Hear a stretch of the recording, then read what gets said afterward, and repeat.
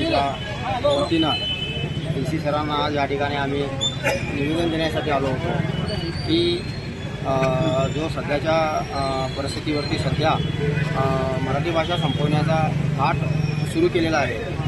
मुळातच हा जो आपला जो आहे हा सीमावाद आहे, कोणताही भाषावाद नाही आहे आणि आपण कोणीही कुठलीही भाषा संपवायचं काम आपण करत नाही आहोत।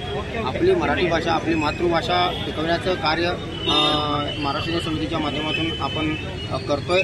मी सर्वांना विनंती करू इच्छितो, राजकीय पुढाऱ्यांना पण विनंती करू इच्छितो की त्यांनी मराठी भाषेवरती जो चाललेला वरवंटा हा त्वरित बंद करावा।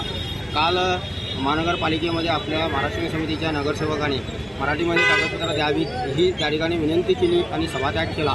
तर त्या ठिकाणी मराठी माणसांच्या मतावरती निवडून आलेले नगरसेवक असतील तर ते नगरसेवक आपल्या नगरसेवकांना, मराठी भाषिक नगरसेवकांना, महाराष्ट्र समितीच्या नगरसेवकांना विरोध केला जातो। त्या ठिकाणी आपल्या नगरसेवकांनी कोणत्याही भाषेच्या विरोधात तिथं पवित्रता, आक्रमक पवित्रता घेतली नव्हती आणि आपल्या भाषेमध्ये आम्हाला कागदपत्र मागितली होती।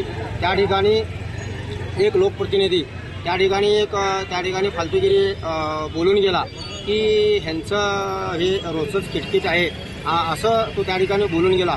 मी समस्त मराठी भाषिक जनतेला, त्याला मतदान केलेल्या मराठी भाषिक जनतेला माझी एक विनंती आहे, त्याला तुम्ही जाब विचारा। कारण तुमच्याकडे तो ज्यावेळेला मतांची भीक ज्यावेळेला मागायला येतो त्यावेळेला तो मराठी माणसाकडे मताची भीक मागतो, मराठी भाषिकांकडे मताची भीक मागतो आणि मराठी बोलतो, मी मराठी आहे, मी मराठी महापूर त्या ठिकाणी केलो असं सांगतोय तो। आणि त्या ठिकाणी परत आणि आपणच बोलतोय की हे फालतूगिरी करतायत, हे राजकारण करतायत असं त्या ठिकाणी तो बोलला।